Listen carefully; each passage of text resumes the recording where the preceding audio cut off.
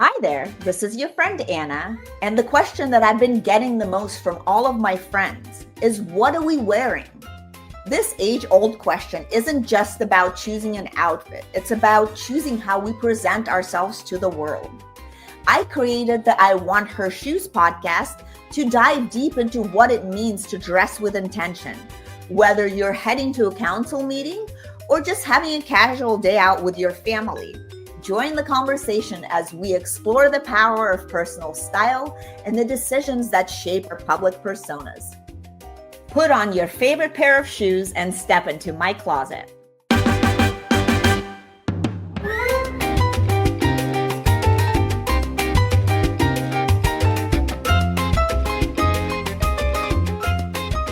All right, welcome back to the I Want Her Shoes podcast, where we sit down with powerhouse women redefining success in their own way, one bold step at a time. I'm your host, Anna Anisin, and today's guest brings glamour, grit, and grace into everything that she creates. Meet Genavieve Paige Villar, Miami native designer, entrepreneur, wife, and mom of three boys. Wow. Yes. It's a lot of energy. House. I love that. I have two myself, so I two boys. Two boys. Yeah, boy, so mom, power. You know. And she's the founder of Private Label Styles and Genavieve the Label, two brands known for blending timeless femininity with modern edge and for creating one-of-a-kind custom pieces that make every woman feel very extraordinary. Genavieve started her first boutique at just 20 years old, and over the past decade, she's built an empire that goes far beyond fabric and fashion. And from designing custom dresses for brides, executives, and celebrities to expanding into wholesale and real estate, her story is a masterclass in creativity, resilience, and staying true to your vision even when the odds are stacked against you. Mm-hmm. And today, we're talking about what it takes to build a brand from the ground up, how to balance motherhood and ambition, and why the most beautiful things are often born from faith, courage, and persistence. Mm-hmm. It's so nice to have you, Yes, Genevieve. Thank you for having me. Of course. And well, let's dive right in. I know that you started your first boutique just at 20 years old. Mm-hmm. What inspired you to take that leap so early? From a young age, I knew that I wanted to be self-employed. I wasn't the type of person that could be told what to do, but I knew what my passions were. I loved the healthcare system and I loved real estate, but I love fashion. And I tried the medical route. I was in the ER for 2 years. I was working there. I'm still very close friends with people that are in that industry, and it just wasn't for me because I don't want to be in a setting where I'm controlled. I want my freedom and I want to be able to work for myself and make money the way that I would want to. So at 20 years old, leaving the ER, I decided to already start building my business, and I started by building my website by myself. Nice. That's awesome. And what did early days of Private Label Style look like? How did you go from just, building a website and boutique owner to the full-fledged designer? That's really awesome. Yes. So within my first 6 months of building my website, I immediately decided it's time for a brick and mortar. I was doing well. I was getting a lot of online orders. I guess at this time, somewhat known in Miami, and I had a lot of clients. So I decided to open just a 200 square foot store. That's really like this closet kind of, or a little bit smaller maybe. It was tiny. It was about the size of this, and I made it work, and I was getting, all of the best clients of Miami. I was actually in a salon suite. It wasn't even like a storefront, like with a sign at the top. It was in a salon suite, but I had a window so you could still see me from like the main street. And I would just build my business and get so many clients from when they were coming in to do their hair and coming to do their nails and the lashes and the Botox. So it was funny because they would walk in with like a robe getting their hair done, and they're like, I'm coming back to try this on. I love that. So that's very strategic. Yeah. So now transitioning into boutique as a designer, I had a wedding to attend, and I was already meeting different manufacturers to design clothes. So meeting this manufacturer, I was like, there's no better person to test a design on than myself. I'm not going to offer a service unless I try it myself. Of course. So I was attending a wedding, and I sent them a picture of inspiration. I don't know how to draw. I don't know how to sew. It's more of just like, here's what I want to do. Can you do it? I have all the fabric. Let's do it. They made it for me. I wear it to the wedding, I photograph it, and it just blew up. This same dress that I started with now 8 years ago, maybe 9 years ago, has been featured in multiple magazines, in Vogue, Bazaar, Elle, like it's been everywhere. That's awesome. From the first dress that I ever did, not knowing what I was doing. So that's how I started my design, I guess, journey. Yeah, no, that's a great story. Thank you so much for sharing. And you're known for your timeless feminine silhouettes. What inspires your designs today, and maybe how have they changed since that first dress that you created? I wouldn't say that my style hasn't changed at all, actually. I've always been inspired by vintage runway, very sexy, elegant, timeless. Who are some of your favorite designers? There's so many. Like anything runway, Versace, Valentino, they're just the old school runway. There's nothing like it. The fabric, the cuts, everything. I love the sex appeal, but just staying classy and like timeless and minimalistic with the color.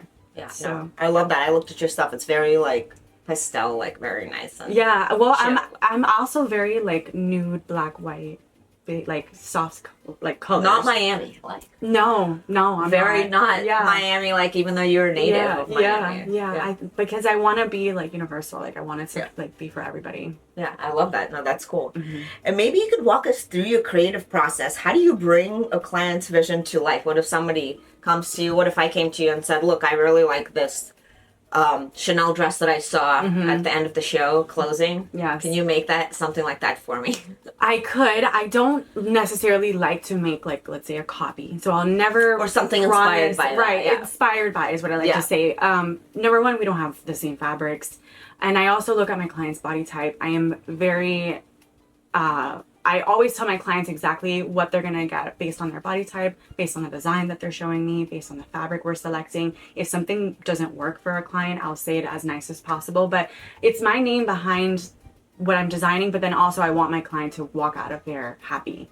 And I know what it's going to look like at the end. So I have to, from beginning to end, I have to be strong in what I think is going to look best for them. Yeah, so it sounds like first you have to get to know the client really well. Yes, and you ask so many questions. What is the event? Where are we going? Is it in the evening? Is it in the daytime? How many people are going? I get a feel for the event and the kind of client that is more, if they're more shy, then I know if I need to try to break them out of the shyness or if we need to stay, in their turtle shell. But you just read the client. There's a lot of psychology behind sales and being confident with what you're wearing. Yeah, no, 1000%. And let's dive a little bit into that. What do you think women are really looking for when they come to you for a custom piece? I actually think that they appreciate my advice and they come to me because they know that I know what I'm talking about. I feel like the person behind the brand and the person offering a custom service, they want to know that the person that is going to give them their end result is something, if I'm wearing something that they like, they know that they can trust me to style them the way they would want to look. So I think that they come to me, honestly, to sell them on like being more confident. And whatever I design them, whatever I design for them and whatever they walk out the door with, I'm selling confidence. At the end of the day, when they look at themselves in my big mirror in my store, the faces that they have, I know that I did a good job when that confidence is on their face. Yeah, no, that's very powerful because I think, confidence is really like what we have to literally lift us up as women, right? So, and then it's kind of like the armor that you wear. Of course, it's everything. So, yeah, no, that's amazing. And I know that you face big challenges from COVID's impact on retail to personal losses. What kept you going in your business? Because being your own business owner is not easy, especially with, COVID kind of wiped out a lot of businesses. Yes, the fashion industry changed completely overnight. I had to pivot. I had to change my business model, the way that I was running things before. I definitely don't run now the same way. I do custom clothing. I also have a luxury consignment store. So that's where these shoes are from, the Saint Laurent. So I did have to change, aspects of my business, but then also personally, I've publicly said that I've had multiple miscarriages. I was trying to build my family. So it was a lot of balancing act of trying to be a mom, a wife, continuing my business during rough times when no one was shopping, and then changing and trying to grow and learn this new way of staying alive in your business. Yeah, no, thank you for being so vulnerable during that time. I think that's very powerful as well because that just gives other women hope that they're not going through it alone. Oh, no, definitely not. So no, thank you. Thank you for sharing that. And I think, you know, the next question would be, I know that you're a mom and a mom of three boys, as we talked about, and a business owner. How do you balance things between creation, career, and family? Because I feel like that's really, do you like integrate things or do you keep them separate? Like, how do we do this? That's a $1,000,000 question. There's like one day could be completely different than the next day. It's very hard to balance, to be honest. You know, I'm there for my kids. My kids are my number one, but my business is also up there in priorities. And then I'm also a wife. So it's hard to balance it all. And how do I do it? I don't know. I just, I wake up one morning, talk to myself in the mirror, and it's just go. You just have to go. Do you use tools? Like, do you use AI at all to help you I do. manage your business a little easier? bit, a little bit, but I kind of have like my routine going. A lot of my business does rely on like me doing everything, and as well as a mom. I say that I need to be an octopus. I need 8 more arms. So it's really hard. Just today after this podcast, I'm going home, picking them up, and we're leaving to Disney tonight. Oh my gosh. So it's a give and take. From podcast to Disney. I love that. From podcast that. to Disney. It's a give and take, and you have to do it all. Yeah. Just keep going. You're killing it. Cheers to you. Yes, congratulations. Thank you got you. this. Thank you. And let's talk a little bit about Miami and your Cuban and French heritage. That's super cool and unique. Yes. How does that influence your aesthetic? And maybe you could tell us a little bit about your just background and your family and how did your family end up in Miami? Okay. So we're Cuban French. So on both sides, on my dad's side and my mom's side, they are both also Cuban and French. So my grandparents were born in Cuba, but my great-grandparents were from France. They were from Europe and they migrated to Cuba. So they had my grandparents there. My parents were also born in Cuba. So the French comes from like the great side. And then actually my grandfather on my mom's side was a very famous composer. He passed, but he wrote very famous music that we still listen to today in the Latin community. That's really cool. Yeah. So I think I get my creativity from, I guess, both sides too. My dad was a graphic designer. My mom is an interior designer. So it's in the family. It's in the family. It is in the family. And then my Cuban culture and how it inspires me today, I feel like I like to design things that are really sexy, really flowy, that really show off a woman's body, which is what a Cuban woman is known for, right? The curves.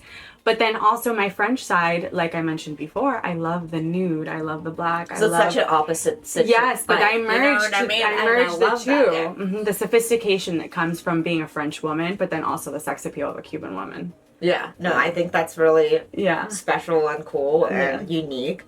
And is there a piece in your closet that maybe you didn't design that's special that you really like that makes you feel really awesome? I love vintage. So I have a Chanel like blazer and pantsuit set. It is stunning. It is like my go-to. It has like the embroidery on the inside, has like the gold Chanel chain with the pearls and the buttons. That is really awesome. Classic. And I'm very Chanel. jealous because I had not something like that need, but I had a Chanel suit and I sold that when I moved here because I just was like, classic. Not gonna use it. Yeah, but I mean, 10 years ago you weren't. I mean, I feel like now I had all it's my much kids. more in than it was back I then. bought that years ago. This is actually before I even had this business, so it has to be over 10 years now since I bought it. That was a good time to buy because people were selling. I got this set for like $200. Oh my god, that's insane! It was insane. Yeah. At a vintage store, and praying that it would fit me again after all my kids. It fits me. Yeah. So I amazing. Can sew it. Hey, I can sew it. I love that. No, that's amazing. Yeah. And you've said that fashion should make women feel extraordinary as they look. And what does that mean to you? We talked a little bit about that, but what does it really mean to you when somebody feels confident? I see it in their face, right? So I studied psychology. I could read people so easily. People tell me I'm a little witchy too. I'm like psychic. And I just get the vibe. You have like good vibe. Yeah, you feel the vibes, I feel the vibe. And in my business, it's really, really hard. There are some times where, body type might not feel so comfortable trying on a specific dress that we designed. And when we're designing a dress, from start to finish, they're involved in all the decision making. So if by the fourth or second fitting or the third fitting, we still need to make some tweaks, I am not going to turn a dress into my client until they're 100% satisfied. And sometimes that has to do with the person's body type, the way the fabric is adjusting to the body, and we just make changes. And for me, selling that confidence and knowing, like I said before, making sure that they're walking out that door happy is the most important thing for my business to continue to grow, and the word of mouth.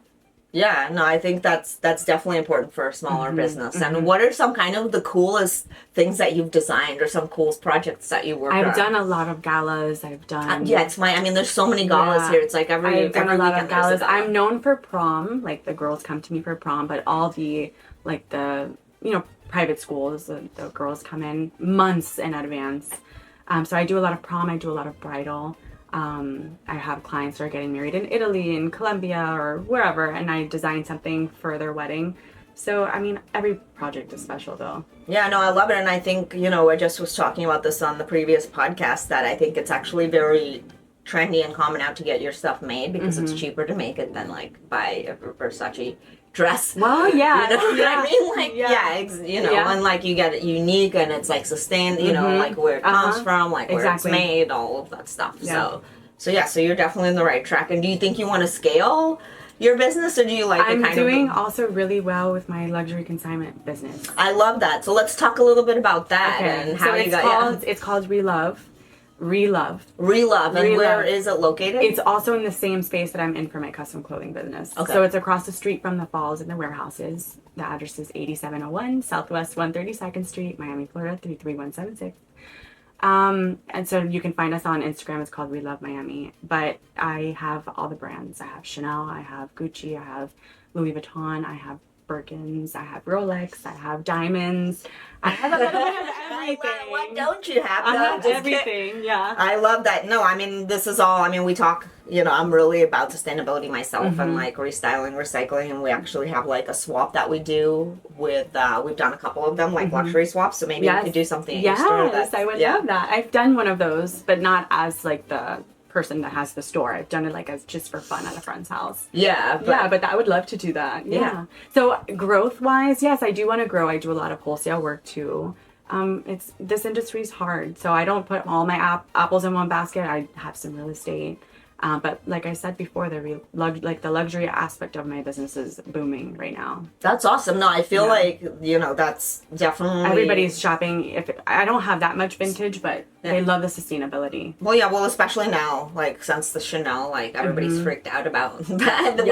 Now everybody wants a Chanel purse. I'm sure everybody's coming to find one. I've sold a lot in the last couple of weeks. Yeah, they want to make sure they get one before. Yes, it's true. Who knows? Well, I'm hoping they're not going to get rid of that design. Because the whole set of clientele wants just that purse, right? And what advice would you give to somebody that wants to like open their own store or start their own line? I know, because a lot of people want to do it, but they feel scared. What would you suggest? You just gotta do it. You just gotta jump in, because if you think about all the things that could happen wrong, you're gonna psych yourself out and never do it. So you just gotta do it, and obviously do your research and know, how to start and what to do and what steps to take. But at the end of the day, unless you start and unless you get the motion going, you're never going to do it, and you're always going to be stuck with your own fear of starting. So that is my advice. Right? Just do it. I love it. No, cheers to that. Yes. Cheers to just doing it. And now tell me a little bit about the shoes. I know that you said they're from your store. Well, if I could describe myself in a shoe, this is it. This is like... No, it really is. It really is. It's like the sexy high So for those heel. of you who are just listening, tell us what the shoe is. So it's a Saint Laurent, but it's a basic nude, perfect nude color with an ankle strap, super high and a little heel. pump. This is and it has the pump, so there's comfort there for people that want to wear a high heel, but then want the comfort too. This has to be like at least 5.5, 6 inch. Do you still wear this kind of heel? Oh yes, I do. Yeah. I took some time off. I had my three kids boys. Yeah, and the miscarriages, so it took some warming up again to wear heels this high, but I do. Well, good for you, Mama. That's awesome. Well, before we jump into this quick round of this or that, I just wanted to say thank you to our listeners. We just passed 20,000 downloads. Oh, so we're number 10 on Apple for Fashion and Beauty, and thank you so much for listening. We wouldn't be here without you. So let us know what you want to hear. And what you're interested in, because we're here to create the content for you and have the most amazing guests. So, and now let's get into this quick round of this or that. Okay. Silk slip dress or sequin showstopper? Sequin tongue twister. I know it is a sequin showstopper. You got it. Harris wholesale showroom or poolside in the Keys? Oh, that's my balancing act. For my Oh. kids, it has to be the Keys. Yes, I get it, girl. Custom prom gown or couture bridal moment? I think my custom prom girls. Yeah, it seems like you love doing I that. love That's so them. special. Yeah, because I get the most excitement from those girls. Yes, they're young, exactly. they're fun, like, oh my God, and they want to be great. that sexy. Cinderella. Yeah. Champagne toast or Cuban espresso? Cuban espresso. Oh, it's so strong. Handmade heirloom or one season wonder? Handmade heirloom. Love that. Shopping for fabrics or selling the vision? Selling the vision. Real estate hustle or runway glam? Or both. No, that's hard because I love my real estate. You can have both. Yeah, both. Rosé all day or quiet night with the babies? Quiet night with the babies. Like that. Vision board or gut instinct? Gut instinct. Vogue feature or happy client in tears? I think I know the answer. You do, because I don't know the answer. I want my happy clients, but a Vogue feature? Of course, well, duh, we want both.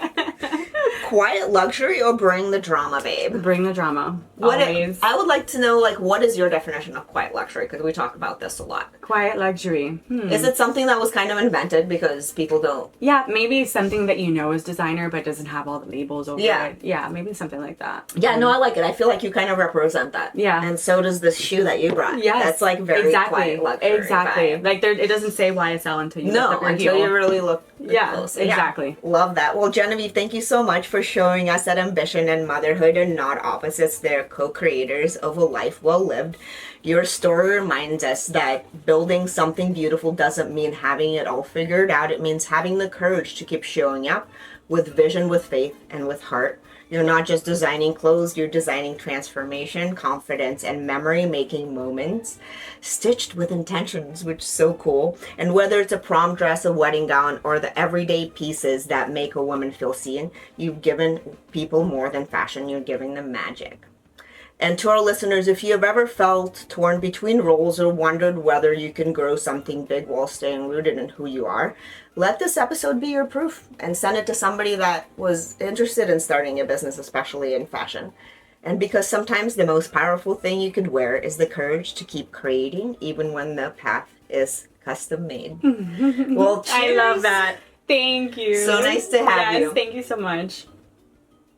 All right, the last little part of the segment is I'm going to ask you to pick a shoe out of this closet that represents you the best and that you would wear. And then we'll take a little Polaroid with it. Okay, let's see.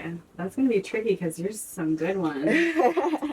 I know you like neutrals. So I do, you know. but this is coming out like, wow. Yeah, that's a fun one. I bought that for the Barbie craze, you know, when they had all the pink, the colors and everything. Yeah, I'm all about color. I'm not super neutral, but I do like sometimes to do a neutral vibe too. This is fun.